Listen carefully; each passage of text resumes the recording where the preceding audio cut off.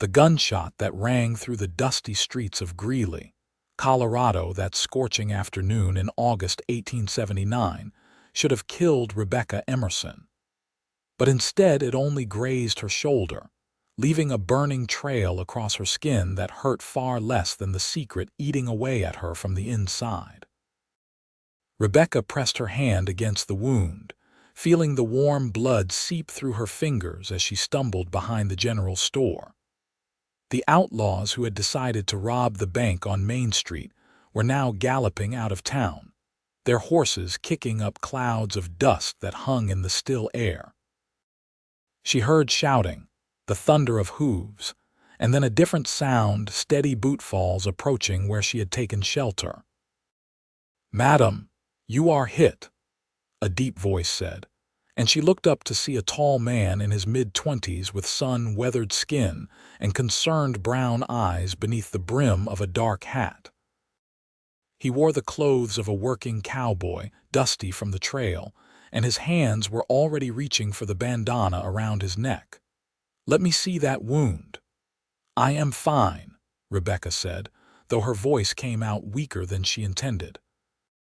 The day was too hot, and the corset she wore beneath her blue calico dress felt like it was squeezing the life from her lungs. But that was not from the corset, she knew. That was the consumption, the disease she had been hiding for 3 months now, ever since the doctor in Denver had given her the grim diagnosis. "You are bleeding, madam. That is not fine." The cowboy crouched beside her, and she could smell leather and sage on him, the scent of the open range. "My name is Cole Walker. I have some experience with bullet wounds, and that needs tending before it gets infected." Rebecca wanted to argue, but another coughing fit seized her, and she turned her head away, mortified when she saw the small flecks of blood on her hand afterward. She quickly wiped it on her skirt, hoping he had not noticed, but when she looked back at Cole Walker, his eyes were sharp with observation. "That cough sounds bad," he said quietly. "Just the dust from the street," Rebecca lied, meeting his gaze with what she hoped was conviction. "The wound is nothing serious. The bullet barely touched me."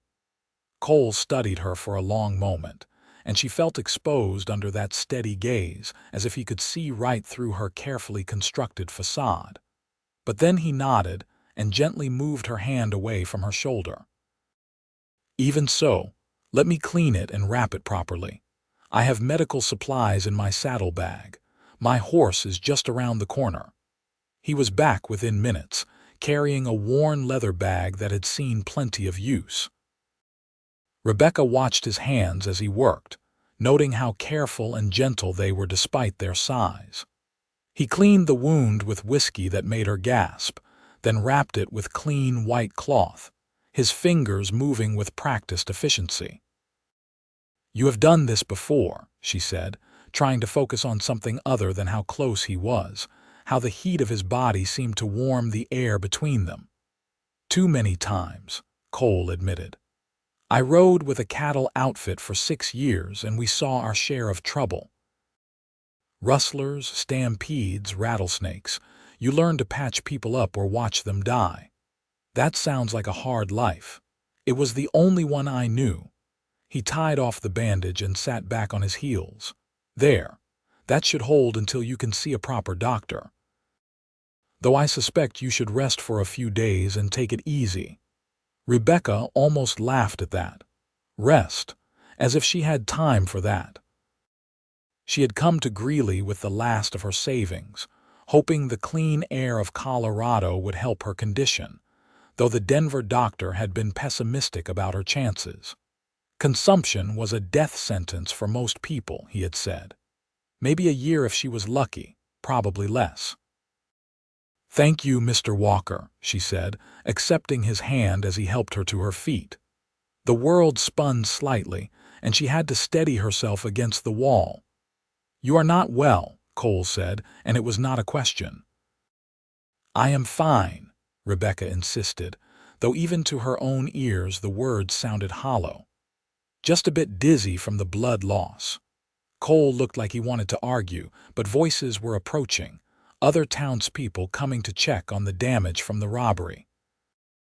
He glanced toward the sound, then back at her. "Where are you staying? I will walk you back." "The boarding house on 3rd Street, but truly I can manage on my own." "I am sure you can, madam, but I would feel better seeing you there safely." There was something in his voice that made it clear he was not going to take no for an answer. A quiet determination that reminded Rebecca of her father, who had been a cavalry officer before he died at Little Bighorn 3 years ago. They walked slowly through the streets of Greeley, past the false-fronted buildings and the cottonwood trees that lined the irrigation canals running through town.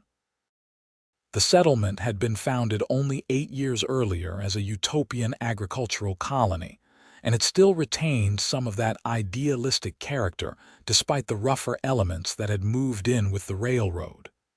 "You are not from around here," Cole observed as they walked. "No, I came from St. Louis originally, but I have been traveling for the past few months. I arrived in Greeley 2 weeks ago." "What brings you to Colorado?" Rebecca hesitated, weighing how much to tell this stranger who had helped her. "I heard the climate was good for one's health," she said finally, which was true enough. "And I needed a change of scenery." "Running from something?" Cole asked, and when she looked at him sharply, he held up a hand. "Sorry, not my business, I just know that look." "I came out here running from something myself." "What were you running from?" "Memories, mostly. Bad ones from the war, even though I was just a boy at the end of it.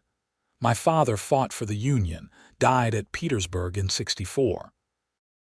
After that, it was just me and my mother, and when she passed from fever 5 years back, there was nothing keeping me in Ohio. So I came west and learned to punch cattle." Rebecca felt a pang of sympathy. They were both orphans then, both adrift in the world. "I am sorry about your parents." "Thank you. It gets easier with time, or so people tell me. I am still waiting for that part." He glanced at her. "What about you? You have family back in St. Louis?" "No. My mother died when I was young, and my father was killed at Little Bighorn. I have an aunt in Philadelphia, but we are not close." Rebecca did not mention that her aunt had made it clear she wanted nothing to do with a niece who had refused 3 marriage proposals and insisted on working as a schoolteacher instead of settling down like a proper young woman should. They had reached the boarding house, a 2-story frame building with a wide porch and lace curtains in the windows. Mrs. Patterson, the owner, was sitting on the porch in her rocking chair, and she stood up quickly when she saw Rebecca's torn and bloodied dress. "Good heavens, Miss Emerson. What happened to you?" "I was caught in the crossfire during the bank robbery," Rebecca explained. "Mr. Walker here was kind enough to help me and see me home." Mrs. Patterson looked Cole up and down with the assessing eye of a woman who had seen every type of man the West had to offer. Whatever she saw must have met with her approval because she nodded. "That was very gentlemanly of you, Mr. Walker. Would you like to come in for some coffee and cake? It is the least we can do to thank you." Cole glanced at Rebecca, as if seeking her permission. She found herself nodding, though she knew she should go upstairs and rest. There was something about this quiet cowboy that intrigued her, something solid and real in a world that had become increasingly uncertain. They sat on the porch while Mrs. Patterson brought out coffee and slices of apple cake. The sun was beginning its descent toward the Rocky Mountains in the west, painting the sky in shades of gold and pink. Cole removed his hat and set it on the porch railing, revealing dark hair that was slightly too long, curling at his collar. "So what brings you to Greeley, Mr. Walker?" Mrs. Patterson asked as she poured the coffee. "We do not get many drovers coming through town these days, now that the railroad runs straight to Denver." "I am not with an outfit anymore," Cole explained. "I have been working odd jobs, saving up money to buy some land and start my own small ranch. I heard there might be work on some of the farms around here, so I thought I would check it out. Plenty of work if you are willing to do it, Mrs. Patterson said. The potato harvest will be starting soon, and the sugar beet fields always need hands. Not glamorous work, but it pays. I am not afraid of hard work. They talked for a while longer, and Rebecca found herself enjoying the conversation more than she had expected. Cole had an easy manner about him, a quiet humor that showed in the crinkle around his eyes when he smiled. He had traveled widely in his years as a cowhand, from Texas to Montana, and he told stories about stampedes and river crossings, ornery steers and wilder cowboys that made even prim misses. Patterson laughed, but Rebecca noticed how his eyes kept returning to her, a slight crease of concern on his forehead. She knew she did not look well. The consumption had stolen weight from her frame, leaving her thinner than she had ever been, and there were shadows under her eyes that no amount of powder could hide. She had been beautiful once, or so people had told her, with auburn hair and green eyes and a smile that lit up her whole face. Now she felt like a shadow of that person, fading a little more each day. When Cole finally stood to leave, tipping his hat to them both, Rebecca felt an unexpected pang of disappointment. She told herself it was foolish to feel anything for a man she had just met, especially given her condition. What future could she offer anyone? A few months of slow decline, the indignity of wasting away, and then a grave in unfamiliar soil. It would be cruel to drag someone else into that tragedy. But as Cole walked away, his tall form silhouetted against the sunset, he turned back and called out, "I will check on you tomorrow, Miss Emerson, if that is all right, to make sure that wound is healing properly." "That would be kind of you," Rebecca heard herself say, and she wondered at the warmth that spread through her chest at his words. That night, lying in her narrow bed in the boarding house, Rebecca coughed until her ribs ached and her handkerchief was dotted with blood. She held it up to the moonlight coming through the window, studying the crimson stains that seemed to grow larger each time. The doctor had told her to expect this, the gradual deterioration, the slow drowning as the disease consumed her lungs. She had accepted her fate with what she thought was grace. She had made her peace with God, had written letters to the few people who mattered, had even picked out a simple dress to be buried in. But that was before Cole Walker had crouched beside her in the dust, his hands gentle as he tended her wound, his eyes seeing more than she wanted to reveal. For the first time in months, Rebecca felt a flicker of something she thought she had lost. Not hope exactly, because hope seemed too fragile a thing to hold on to. But perhaps curiosity, a wondering about what might happen next, about whether the universe had one more surprise left for her before the end. Cole did come back the next day, and the day after that. He had found work on a farm just outside town, helping to prepare the fields for harvest, and he made a habit of stopping by the boarding house in the evenings. Sometimes he brought wildflowers he had picked along the irrigation canals, black-eyed Susans and purple asters that Rebecca arranged in a jar on her windowsill.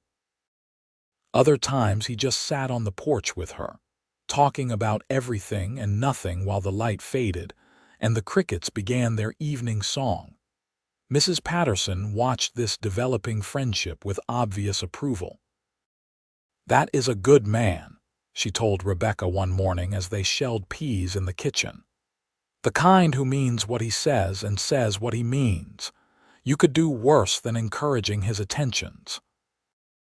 "I am not looking for a husband," Rebecca said, focusing on the peas to avoid meeting the older woman's eyes. "Maybe not, but sometimes what we need finds us anyway." Mrs. Patterson paused, her hands stilling in their work. "I have noticed you are not well, dear. I have heard you coughing at night."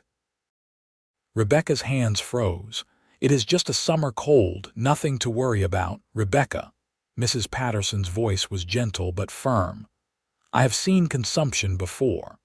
My sister died of it 20 years ago. I know the signs." For a long moment, Rebecca did not speak. Then slowly she nodded. "The doctor in Denver gave me less than a year. That was 3 months ago. Does Mr. Walker know?" "No, and I would appreciate it if you did not tell him. That does not seem fair to him, letting him court you without knowing the truth." "He is not courting me," Rebecca protested. "He is just being kind to someone who helped him feel welcome in a new town." Mrs. Patterson gave her a look that suggested she was not fooled for a moment. "That man is falling in love with you, dear. Anyone with eyes can see it. And unless I am very much mistaken, you are falling in love with him too." Rebecca wanted to deny it, but the words stuck in her throat. Was it love she felt when Cole smiled at her? When he listened to her opinions about books and politics as if they actually mattered? When he helped her up the porch steps on the evenings when she was too weak to manage alone? His hand warm and steady under her elbow. She had been in love once before, or thought she had been, with a young lawyer in St. Louis who had courted her properly with flowers and poetry and promises of a comfortable future. But when her father died and left her with nothing but debts, the young lawyer had quietly withdrawn his suit, and Rebecca had learned that some kinds of love were more conditional than others. What she felt for Cole was different. It was the way he looked at her, not as an object to be won or a problem to be solved, but as a person worth knowing. It was the way he talked about his dreams of having a small ranch, maybe raising horses, and included her in those dreams without even seeming to realize he was doing it. "You could teach the ranch children," he had said once, "since you said you were a school teacher back in St. Louis. I bet you were a good one too." But how could she let herself love him when she was dying? How could she be so selfish as to give him hope for a future that would never come? These questions weighed on her as July turned to August, as the days grew shorter and the evenings cooler. Cole continued to visit, and Rebecca found it harder and harder to maintain her careful distance. He made her laugh with his stories, made her think with his surprisingly well-read observations about the books she lent him from her small collection, made her feel alive in a way she had not felt since her diagnosis. One evening in late August, they were sitting on the porch as usual when Cole cleared his throat nervously. "Rebecca, I have something I want to ask you, and I hope you will not think me too forward." Rebecca's heart began to pound. She had a feeling she knew what was coming, and panic rose in her throat. "Cole, there is going to be a dance on Saturday night at the town hall," Cole continued, turning his hat in his hands, "to celebrate the harvest and raise money for the new schoolhouse. I was wondering if you would do me the honor of accompanying me." Relief and disappointment warred in Rebecca's chest. Not a proposal, then. Just a dance. She knew she should say no, should start creating the distance that would make the inevitable easier for both of them. But when she looked at Cole's hopeful face, at the way his eyes lit up when he looked at her, she found herself nodding. "I would like that very much." Cole's smile was like the sun coming out from behind clouds. "Really? That is wonderful. I should warn you, though, I am not much of a dancer. The last time I tried, I stepped on my partner's feet more times than I can count." "Then we will make quite a pair," Rebecca said with a smile. "I have not danced in years." The days leading up to the dance passed in a blur of anticipation and dread. Rebecca's cough was getting worse, and there were mornings when she could barely get out of bed, when the simple act of breathing seemed to require more energy than she possessed. But she was determined to have this one night, this one perfect memory to carry with her into whatever came next. Mrs. Patterson helped her alter a dress for the occasion, a green silk that had been her mother's, the color bringing out the emerald of Rebecca's eyes. They took in the waist, which hung loose on Rebecca's thin frame, and added new lace at the collar to hide how prominent her collarbones had become. "You look beautiful," Mrs. Patterson said when Rebecca was finally dressed, her hair pinned up with small white flowers tucked into the curls. Rebecca looked at herself in the mirror and barely recognized the woman looking back. For a moment, she looked like her old self, healthy and happy and full of hope. Then she turned her head and saw the hollow in her cheeks, the fever brightness in her eyes, and the illusion shattered. Cole arrived promptly at 7, wearing a new shirt and with his hair neatly combed. His eyes widened when he saw her, and he stood speechless for a moment before managing. "Rebecca, you look absolutely stunning." "Thank you," she said, feeling heat rise to her cheeks. "You look very handsome yourself." They walked together through the warm evening to the town hall, where lanterns had been strung from the rafters and a small band was tuning their instruments. The room was already crowded with farmers and their families, shopkeepers and their wives, all the people who made up the life of Greeley.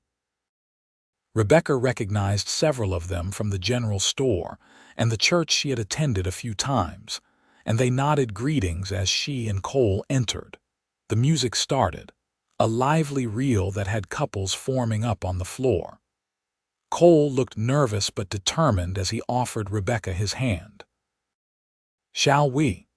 They joined the dance, and true to his word, Cole was not particularly graceful. But what he lacked in skill he made up for in enthusiasm, spinning Rebecca with such joy that she found herself laughing despite the way her lungs protested the exertion. They stumbled through the reel, colliding with other couples and losing their place in the pattern, but neither of them cared. When the music finally ended, they were both breathless and grinning. Cole led her off the floor to where refreshments had been laid out, pouring her a cup of punch and fanning her with his hat.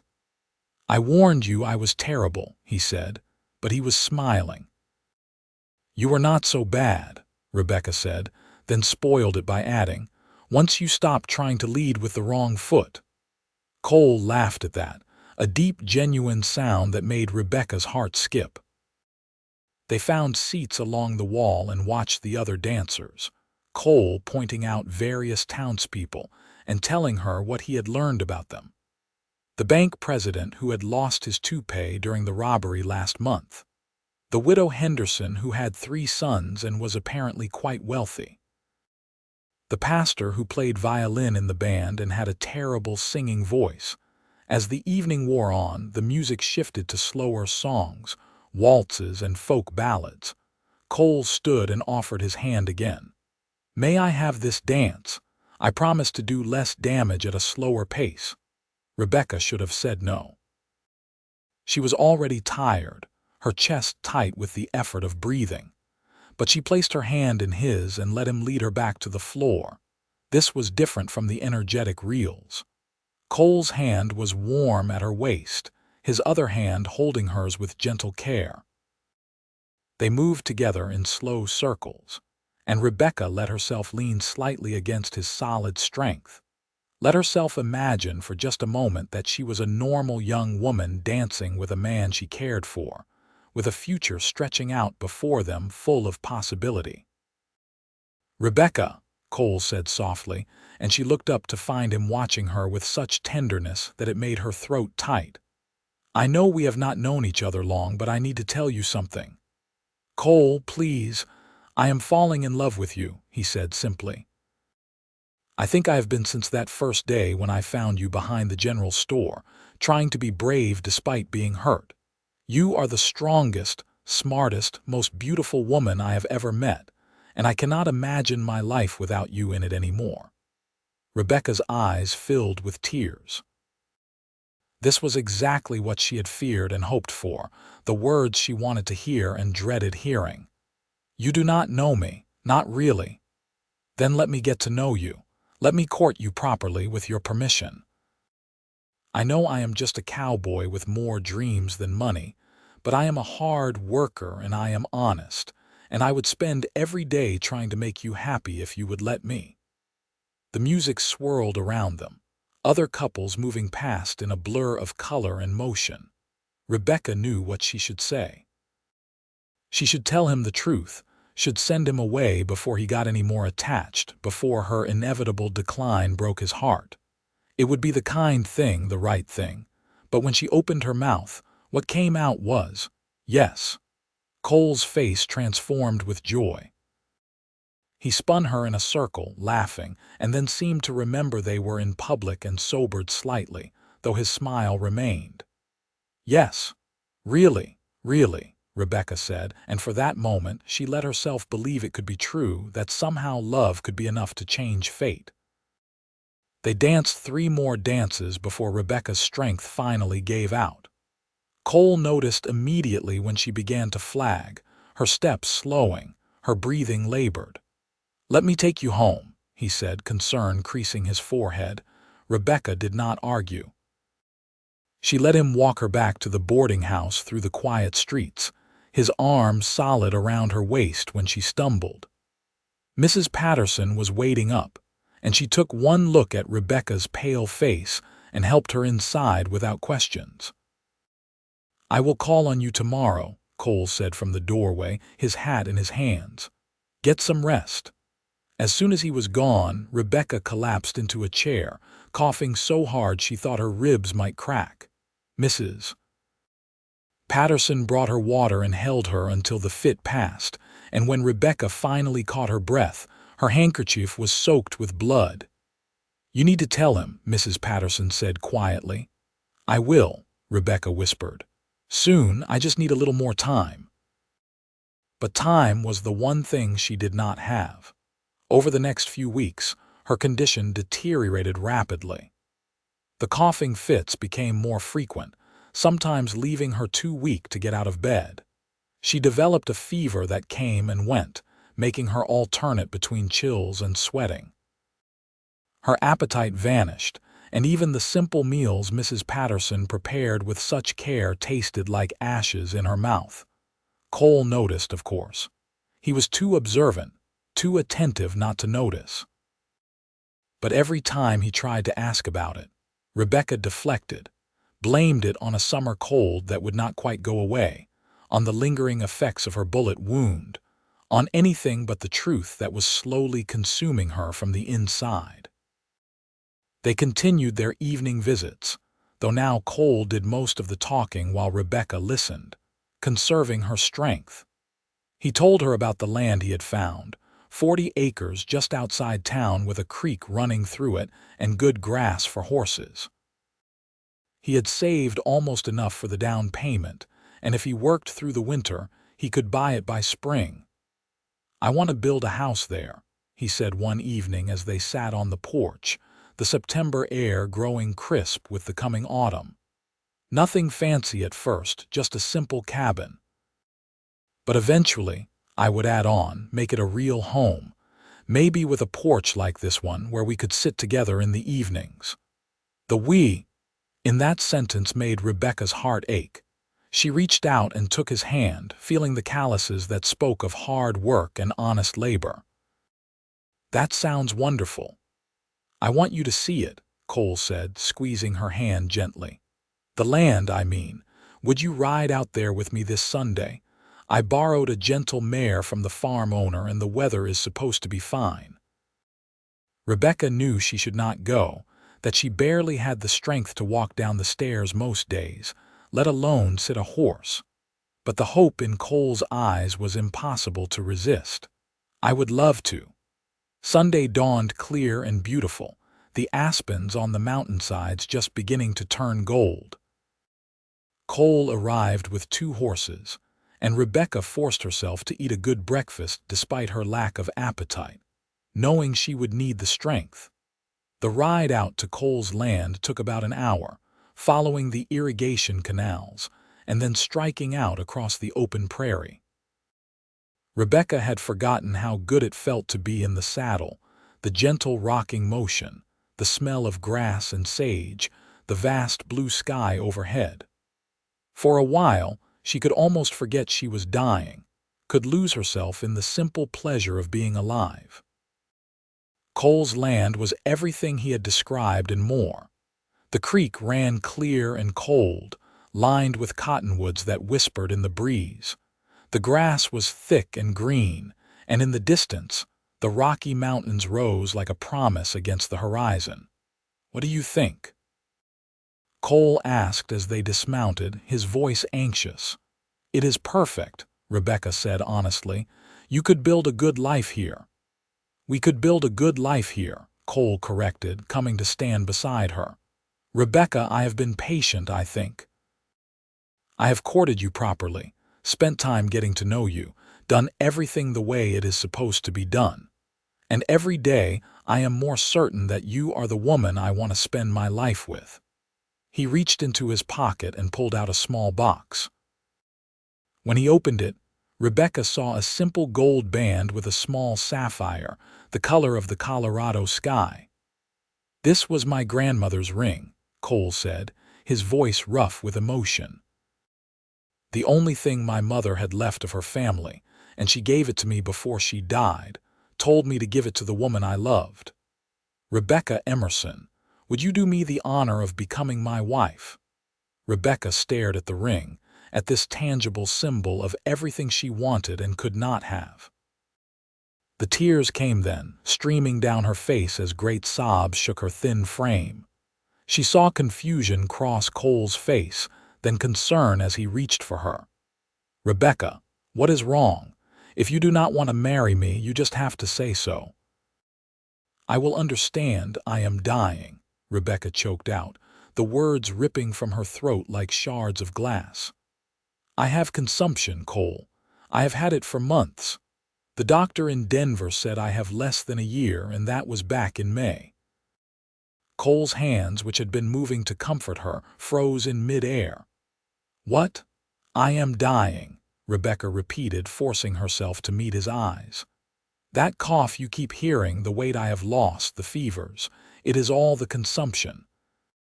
I came to Colorado hoping the dry air might help, but it has not. If anything, I am getting worse." "Why did you not tell me?" Cole's voice was raw with hurt and confusion. "Because I did not want this," Rebecca said, gesturing between them. "I did not want to let anyone get close, knowing what was coming. But then I met you, and you were so kind and so good, and I was selfish. I wanted just a little bit of happiness before the end, even though I knew it was wrong to let you care for me without knowing the truth." Cole was silent for a long moment, his face unreadable. Then, slowly, he knelt down on one knee in the grass, still holding the ring box.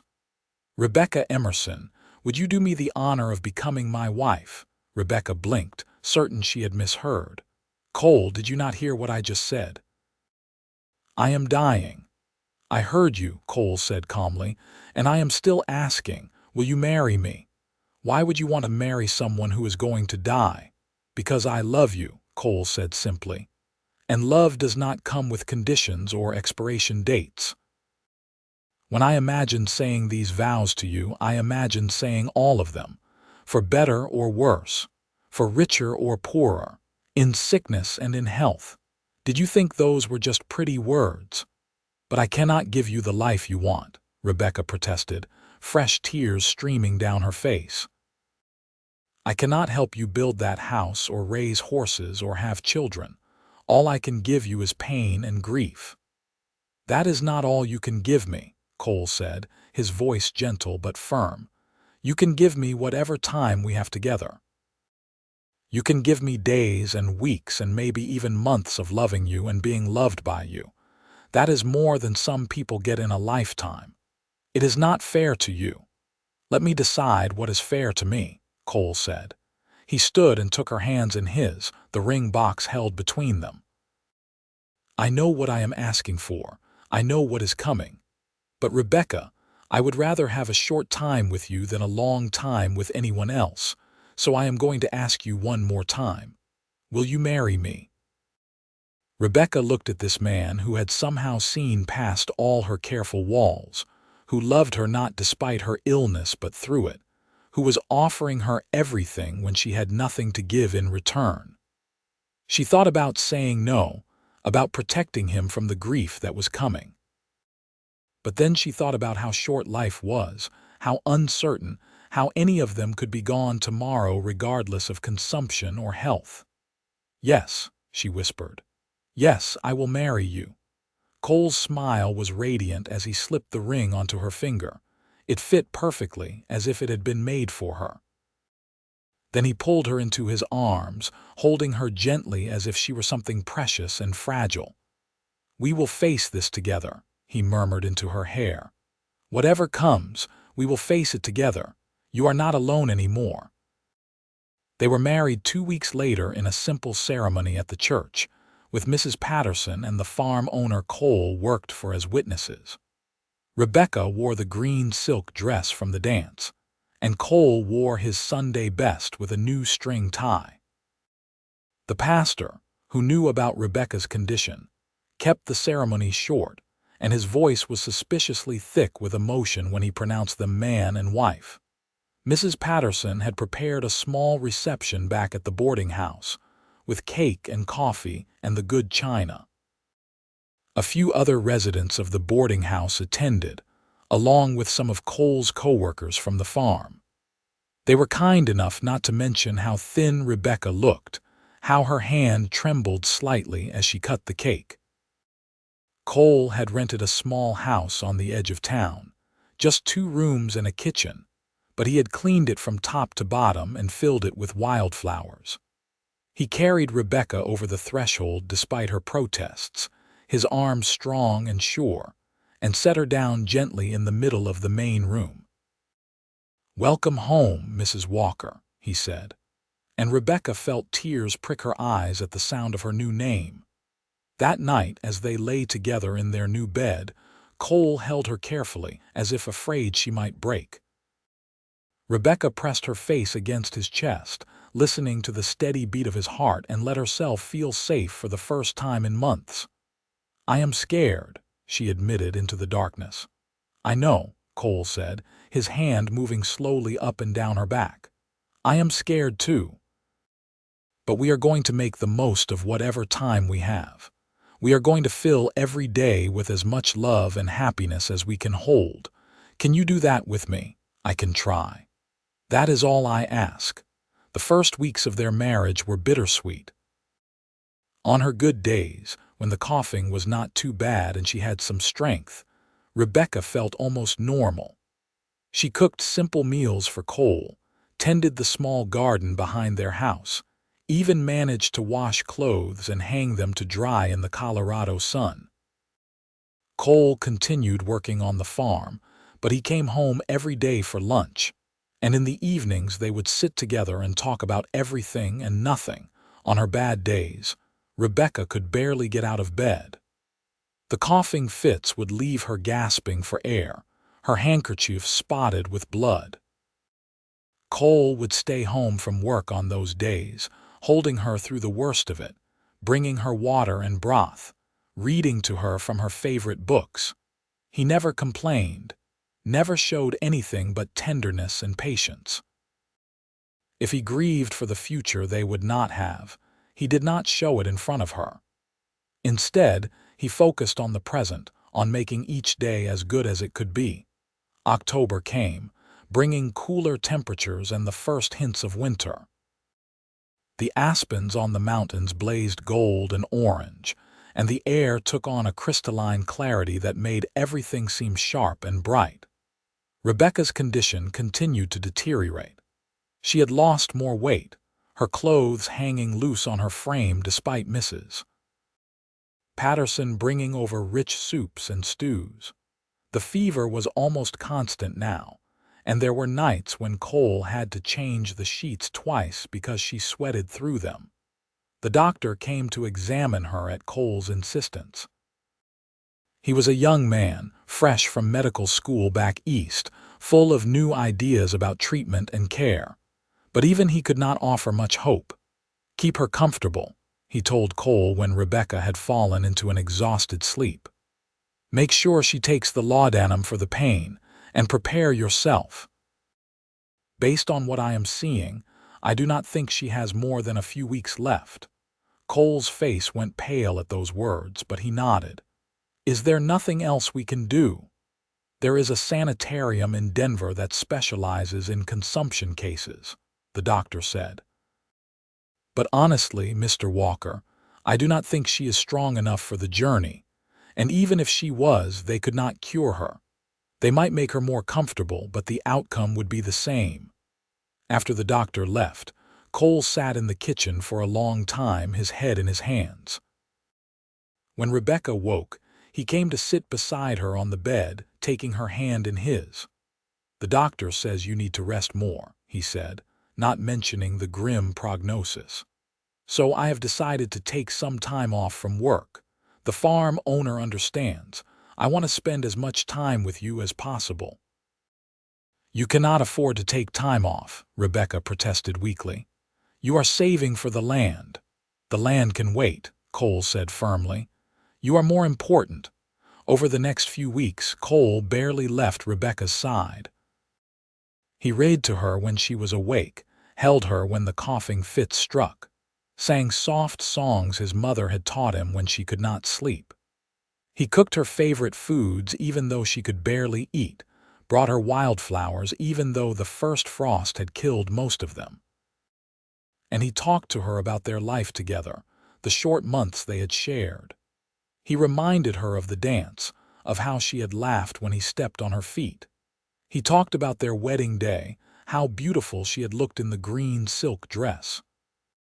He described the land he had shown her, and made plans for the house he would build there someday, even though they both knew she would never see it. "I want you to promise me something," Rebecca said one evening as the October light faded outside their window. Her voice was barely a whisper, her breathing labored. "Anything," Cole said, leaning close to hear her. "Promise me you will not let this break you. Promise me you will go on, that you will build that house and raise those horses and find someone else to love. You are too good a man to waste your life grieving." "Rebecca, please," she said, gripping his hand with what little strength she had left. "I need to know that my dying will not destroy you. I need to know that the love we shared will help you live, not stop you from living." Cole's eyes filled with tears, but he nodded. "I promise. But not because I could ever love anyone else the way I love you. Because I know that what we have is so precious, so rare, that it would be a sin to not honor it by living the best life I can." "Thank you," Rebecca whispered. And then another coughing fit took her, worse than any before. When it passed, blood flecked her lips, and Cole gently wiped it away with a clean cloth. The doctor had warned him this would happen near the end, the hemorrhaging that meant her lungs were failing completely. "I am not ready to lose you," Cole said, his voice breaking. "I am not ready to leave you," Rebecca replied, tears sliding down her thin cheeks. "But I do not think we get a choice." That night was the worst. Rebecca's breathing became increasingly difficult, her chest rising and falling with visible effort. Cole propped her up on pillows, knowing it would help, and held her hand through the long, dark hours. Sometimes she was lucid, talking about her childhood in St. Louis, about her father and the mother she barely remembered. Other times she seemed to drift away, her eyes unfocused, her words making little sense. As dawn approached, painting the eastern sky with pale gold, Rebecca's breathing began to slow. Cole knew what this meant, had seen it before with cattle injured beyond saving, had seen it with his mother at the end. He gathered Rebecca into his arms, careful of her fragile body, and held her close. "I love you," he said, his voice rough with tears. "I will always love you. Thank you for choosing to spend this time with me. Thank you for letting me love you." Rebecca's eyes fluttered open, and for a moment they were clear and bright, the green he had fallen in love with. "I love you too," she whispered. "In sickness and in health, you meant those words." "I did," Cole said. "I do." "Then I am the luckiest woman in the world," Rebecca said, and she smiled, a real smile that transformed her wasted face back into something beautiful. Because I was loved truly, even at the end. Her eyes drifted closed, and her breathing slowed further, each breath a little shallower than the last. Cole held her as the sun rose, as the first light of a new day spilled through the window and touched her face with gentle gold. He held her as her breathing finally, peacefully, stopped. "Goodbye, my love," he whispered, pressing a kiss to her forehead. "Until we meet again." They buried Rebecca 2 days later in the Greeley cemetery, beneath a cottonwood tree that would shade her grave in the summer. The pastor said beautiful words about love and loss, about faith and hope, about the promise of reunion in the life to come. Mrs. Patterson and the farm owner and several other people from town attended, their faces somber and respectful. Cole stood at the graveside long after everyone else had left, staring at the fresh mound of earth that held the woman he loved. He thought about the promise he had made her, about going on and building a life. It seemed impossible, seemed like too much to ask. But he had never broken a promise to Rebecca, and he was not going to start now. In the weeks that followed, Cole threw himself into work. He returned to his job on the farm, taking on extra hours and additional tasks, anything to fill the empty hours that had once been filled with Rebecca's presence. He moved out of the little house they had shared, unable to bear the memories that haunted every room, and took a room at the boarding house where Rebecca had once lived. Mrs. Patterson watched over him with motherly concern, making sure he ate regularly and did not work himself to death. But she did not try to push him to talk about his grief, understanding that some pain needed time and silence to heal.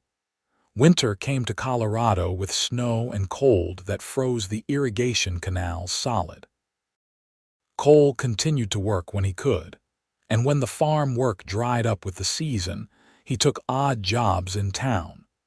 He fixed roofs and chopped wood and repaired fences, saving every penny toward the land he had shown Rebecca. As the months passed, the sharp edge of his grief began to dull. He would never stop missing Rebecca, never stop wishing they had been given more time. But the memories that had once brought only pain began to also bring comfort. He could remember her laugh without his heart breaking. He could think about their wedding day and smile instead of cry. Spring came early in 1880, bringing warm winds that melted the snow and turned the prairie green. Cole had saved enough for the down payment on the land, and he went to the land office to make it official. The 40 acres were his now, his to build on and shape into the dream he had shared with Rebecca. He started work on the house in April, laying the foundation himself with stone from the creek bed.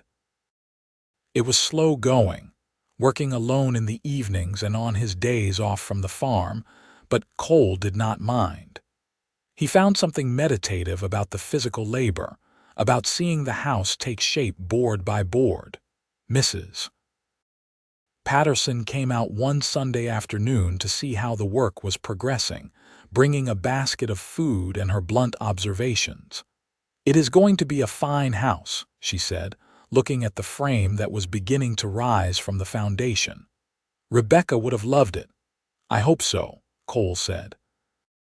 "I am building the porch she wanted, the one where we could sit together in the evenings. You are still building it for both of you." "I suppose I am," Cole admitted. "Is that foolish?" "Not foolish, just loving." Mrs. Patterson handed him a sandwich and sat down on a pile of lumber. "You know, Cole, honoring Rebecca's memory does not mean you have to live alone for the rest of your life. She would not have wanted that." "I know," Cole said, and he did know it, remembered Rebecca's words about not letting grief destroy him. "But it is too soon. Maybe someday." "When it is not too soon, you let me know," Mrs. Patterson said with a knowing smile. "I have a niece coming to town this summer, a lovely girl about your age. She is a widow herself, lost her husband to a farming accident last year. Maybe you two could, Mrs. Patterson," Cole interrupted gently. "Please, All right, all right. I am just saying you are a good man, Cole Walker, too good to spend your life alone. Cole did not respond to that, just took another bite of his sandwich and looked out at the land that was now his. He knew Mrs. Patterson meant well, but the thought of courting someone else, of trying to build a new love, felt wrong somehow. Like he would be betraying the memory of what he and Rebecca had shared. But as the spring turned to summer and the house began to take real shape, Cole found his perspective shifting. He thought about what Rebecca had said, about wanting him to live a full life. He thought about the promise he had made her, to not let grief destroy him. And slowly, carefully, he began to open himself to the possibility that his story was not over, that there might be more chapters yet to write. Mrs. Patterson's niece arrived in June, a quiet woman named Sarah with sad eyes and a gentle manner. Cole met her at a church social, and they talked for a while about loss and healing and the difficulty of moving forward. She was kind and pretty, and Cole could imagine in time growing to care for her. But when he lay in bed that night, it was still Rebecca he thought about, Rebecca he missed with an ache that had not faded. Maybe it never would. Maybe he would carry that love with him for the rest of his life, a bittersweet weight in his chest. And perhaps, he thought, that was all right. Perhaps carrying that love, honoring it while still living his life, was exactly what Rebecca had wanted for him. The years that followed were good ones. Cole finished his house and began building his horse ranch, starting with just a few mares and a good stallion. The business grew slowly but steadily, as word spread about his skill with horses and his honest dealing. He never did court Mrs. Patterson's niece, but they remained friends, two people who understood the particular pain of losing someone too soon. Cole did not remarry, though he had opportunities. There were women in Greeley and the surrounding farms who would have been happy to become Mrs. Walker, who saw in him the qualities that made a good husband. But Cole found he was content with his life as it was, building his ranch and raising his horses, sitting on his porch in the evenings and remembering. The porch was his favorite place, just as he had imagined. He had built it wide and deep, with a roof to provide shade in the summer and a railing where he could rest his coffee in the mornings. And sometimes, on quiet evenings when the breeze whispered through the cottonwoods and the creek sang its soft song, Cole could almost feel Rebecca's presence beside him. He would talk to her then, telling her about his day, about the new foal that had been born or the difficult horse he had finally managed to gentle. He would tell her about the changes in Greeley, the new buildings going up and the railroad bringing more people every year. He would tell her how much he missed her, how he thought about her every day, how their brief time together had shaped the entire course of his life. And on the very best evenings, when the sunset painted the sky in colors of gold and rose and purple, when the mountains stood sharp and clear against the horizon, Cole could swear he heard Rebecca's voice on the wind, telling him she was proud of him, that she loved him still, that she was waiting for the day when they would be together again. Cole lived a long life, dying peacefully in his sleep at the age of 78 in 1933. He had seen the Old West give way to the New, had watched as automobiles replaced horses and electricity came to even the most remote ranches. His land had prospered, and his reputation as a horseman had spread throughout Colorado. But what people remembered most about Cole Walker was not his skill or his success. It was the way he had loved his wife, the young woman who had died so young, so many years ago. It was the way he had built a life that honored her memory without being imprisoned by it. It was the way he talked about her, even decades later, with such tenderness and respect that it made people believe in the transformative power of love. They buried him next to Rebecca in the Greeley cemetery, beneath the cottonwood tree that had grown tall and strong in the years since her death. The pastor, a different one now, a young man who had not even been born when Rebecca died, spoke about love that transcended death, about promises kept and vows honored, about two souls who would finally be reunited after their long separation. Mrs. Patterson, impossibly old now at 93, stood at the graveside and wept for the young couple she had known so briefly. She thought about Rebecca, thin and dying but radiant with love. She thought about Cole, determined to honor his vows even in the face of impossible grief. And she thanked God for letting her witness such a love, for giving her a reminder that even in the hardest circumstances, love could bloom and flourish and leave beauty in its wake. In the years that followed, the little house Cole had built was maintained by distant relatives who inherited the property. The porch where he had spent so many evenings remained intact, looking out over land that still grew green each spring and gold each fall. Visitors would sometimes stop there, drawn by the peaceful beauty of the setting, and they would feel something in that place, something they could not quite name. Love, perhaps. The echo of it, the residue it leaves behind in the places where it has been deeply felt and deeply honored. The kind of love that speaks across years and generations, reminding us all that the best of the human spirit lies not in our triumphs but in our tender moments, in our willingness to love fully even when we know we will lose, in our determination to honor our promises no matter the cost. Cole and Rebecca Walker had only a few months together, a brief season of love before death parted them. But in those months, they had loved more deeply and truly than many people love in a lifetime. They had faced the hardest truth together, had looked mortality in the face and chosen love anyway. And in the end, that was what mattered. Not how long they had, but how completely they had loved. Not the grief that came after, but the joy they had found together. Not the ending, but the story they had written in their short time. A story of courage and commitment and a love that truly meant the words, "In sickness and in health, till death do us part." The wind still whispers through the cottonwoods at the Greeley cemetery, rustling the leaves and carrying with it the stories of all those who rest there. And if you stand very still on summer evenings, when the light is fading and the crickets begin their song, you might hear among those whispers the story of Cole and Rebecca, two souls who found each other in the wildness of the American West and loved each other with a fierceness that time and death could not diminish. Their graves sit side by side, two simple headstones beneath the spreading branches. Rebecca's lists her short span of years, 1856 to 1879, gone too soon but deeply loved. Cole's covers a much longer life, 1855 to 1933, but the inscription is what draws the eye. Reunited with his beloved Rebecca.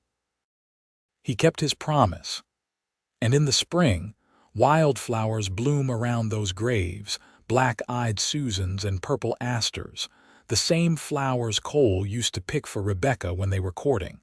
No one plants them. They just appear, year after year, as if the earth itself remembers their story and wants to honor it.